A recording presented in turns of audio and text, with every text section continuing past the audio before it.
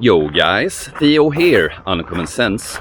It's a lovely spring morning here in Sweden and I'm wearing a fancy shirt for absolutely no reason. So today we're talking about fasting and eating disorders. Because yes, this is a little bit about going your own way against the mainstream. Because this is something I have been asked about every now and then. There's a common misconception that not eating for extended amounts of time every now and then is somehow always starving yourself and a disordered behavior. And I'm going to tell you what's the true, most prevalent eating disorder of today. It's being a food addict, being addicted to eating, thinking about food a lot, eating when you're bored or emotionally, or not being able to function properly without having eaten, at least kind of recently. This is true no matter if you're an obese and sedentary person or a more active person. Like one of them might be thriving a bit more, but to some extent most people of today are addicted to eating. And if you follow the channel and like the content, I think you agree with me that just because most people do something does not mean that it's right, and just because most people don't do something does not mean that it's not right. In fact, the mainstream is wrong most of the time. But so you know how this thing, for instance, you know how it's completely socially acceptable to tell someone that, oh my god, you're so skinny, you're skin and bones, you need to eat. This is completely socially acceptable to tell someone to their face in front of other people. No one will have any issue with that. But if you were to tell someone that, oh my god, look at you, you're fat as fuck, just look at you, you're gonna have a heart attack any minute, you need to do something about this, well, that would not land well with most people. And it's a lot like this in general with health and things that are supposed to be good for us, or like things that are pleasurable and things that are not pleasurable but are actually good for us, things that are pleasurable but are not good for us in the long term. So some examples, do prolonged fasting and people will worry that you have an eating disorder. But if you talk about how I get so hangry when I don't get to eat, and you eat junk every day and stuff, no one will express worry that you have an eating disorder. Go spend a lot of time in the gym. People will worry that you overtrain or that you might injure yourself or that you're orthorexic. But if you're completely lazy, take the bus everywhere, take those little e-scooters everywhere and never do anything active, no one's gonna come up and worry about your health in regards to that. Eat a lot of red meat and eggs, animal products. People will worry that, oh, is that really healthy to eat? But eat, crap food every day, get drunk every weekend. No one's gonna worry or tell you that you maybe should watch what you put into your body.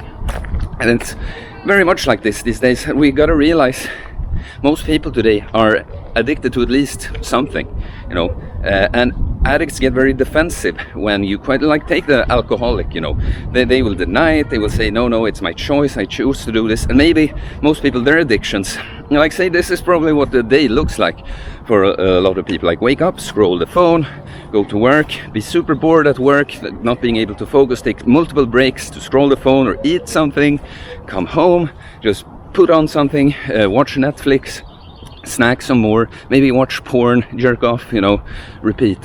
Like maybe this kind of person is able to be more functional than the hardcore alcoholic, but it's still addictions, And so people get very defensive about that. And when you are not like that, it's easier for people to question these things, like coming up with reasons why training, going to the gym, is I wouldn't want to waste all my time, waste my life being in the gym.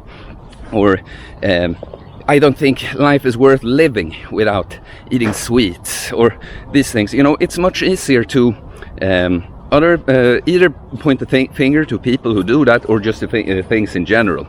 Like I choose to do this, I want to do this. So if you are a person that practices these things, like doing fast or training a lot or being very conscious about your diet, turning down junk that other people offer you, be prepared to be questioned, because people both, they feel kind of threatened by this, like you know, when someone does something different to you, it's like you have to look to yourself, you know, like, wait a minute, why is that person not wanting to do what I do, you know? And also it's just more socially acceptable, like with a skinny and fat, telling someone they're skinny or fat thing, you know. And if you question them back, be prepared that they're going to be very, very angry.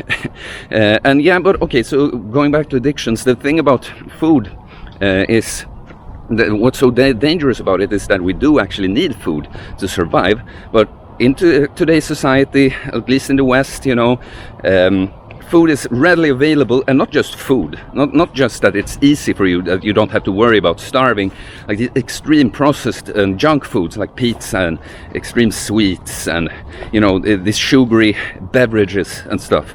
It's very, very easy to get addicted to, and this is why fasting is so great and the opposite of an eating disorder.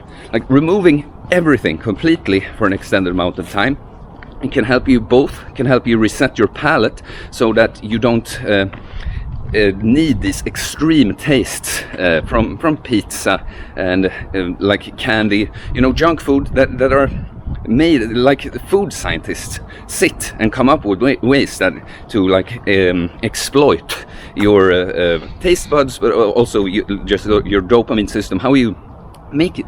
They try to make up things that you get addicted to, so you can rid yourself of that and actually like resynthesize your taste buds so that just normal clean food will taste good to you, and also you can reset your hunger hormones so you don't get these strong reactions from being away from food all the time. Like, this is how we have lived a lot of the time, you know, like if not forced to starve or fast because we didn't find anything, you know, maybe just not having everything available, or having to, like, even when we feel hungry, sometimes we just can't eat right away.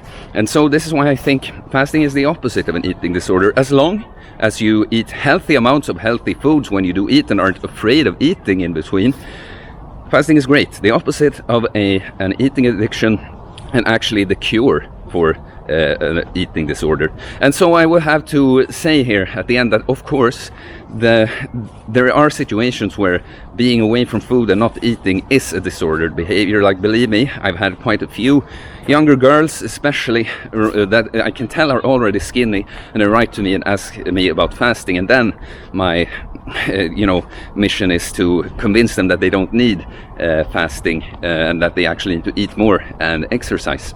And yeah, that can be due to skewed body image, or just you know, some people that are depressed or feeling bad in some way. It's a way to gain control. At least I can control my eating, you know. Well, that would be the case where fasting, at that point I would call it starving. If you don't have body fat to eat from while you're not eating with your mouth, then it's an eating disorder. But for the most part, fasting is great. The opposite of the eating disorder, actually the cure to most eating disorders.